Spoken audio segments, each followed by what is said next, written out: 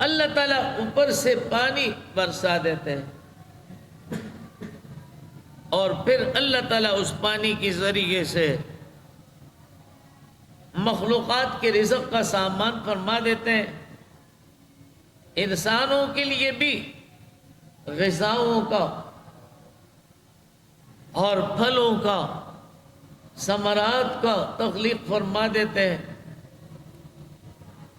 اور عام حشرات الارض کے لیے بھی اور جانوروں کے لیے چارہ اگا دیتے ہیں. تو یہ کام جو ان ادلہ میں ذکر ہوئے عقل سلیم بھی مانتی ہے کہ یہ کام سوائے اللہ کے اور کوئی کر نہیں سکتا.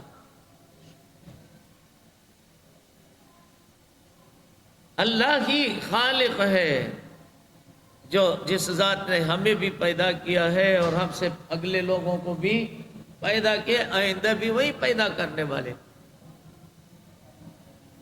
اور اسی طرح ان آیات میں زمین کے فرش بنانے کا، آسمان کی چھت بنانے کا یہ کام بھی صرف اللہ ہی کر سکتا ہے، اللہ کے علاوہ کوئی اور نہیں کر سکتا. اسی طرح پھلوں کا اگانا اور درختوں میں سے پھل پیدا کر دینا، درختوں کا اگانا، یہ سب کچھ وہ ادلہ اور امور ذکر ہے کہ عقل سلیم مانتی ہے کہ یہ اللہ تعالیٰ کے علاوہ کوئی اور نہیں کر سکتا، ورنہ کوئی کر کے دکھائے.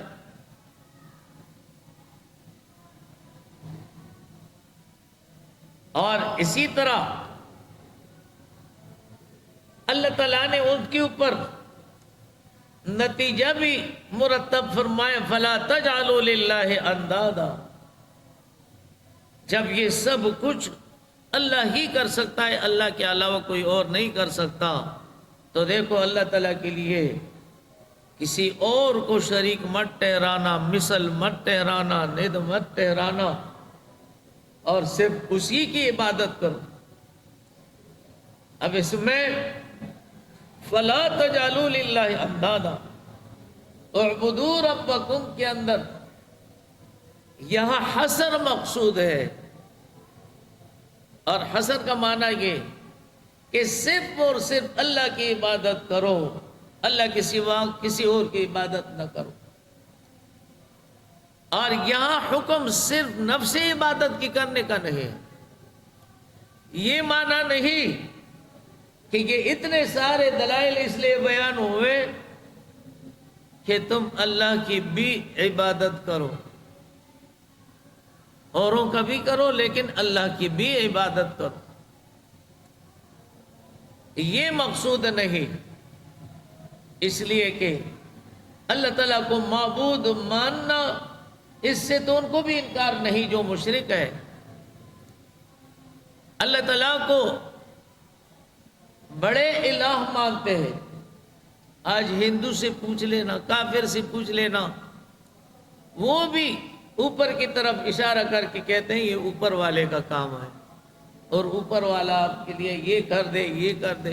یہ تو ہندو بھی کہہ دیتے ہیں، مشرک بھی کہہ دیتے ہیں، اور جتنے منکرین توحید ہے سب یہ کہہ دیتے ہیں. نقصان ان کا پھر کیا ہوا کہ وہ یہ کہتے ہیں کہ اللہ بھی معبود ہے لیکن اللہ کے سوا بھی معبود ہے. اسی وجہ سے تو ان کو مشرک قرار دیا گیا، اور وہ اتنا گندا عمل ہے کہ باقی گناہوں کو اللہ تعالیٰ معاف فرما دیتے لیکن شرک کو معاف نہیں فرما دیتا. ان اللہ لا یغفر ان یشرک بہ ویغفر ما دون ذلک لمن یشاء. حاصل یہ ہوا کہ ان ادلہ عقلیت سے حصر مقصود ہے کہ عبادت کا حصر صرف اللہ تعالیٰ کی ذات کے لیے، کہ صرف اللہ کی عبادت کرو اور اللہ کے سوا کسی اور کی عبادت نہ کرو. دوسری قسم دلیل جو دلیل عقلی ہے لیکن مع اعتراف الخصم، علی سبیل الاعتراف من الخصم، اس کا معنی یہ ہوگا کہ جو منکرین ہیں اس دعوے کے، ان سے استفہام کیا جائے، ان سے پوچھا جائے کہ اللہ والوں پیدا کیا ہے تمہیں اللہ تعالیٰ کی ذات نے، اور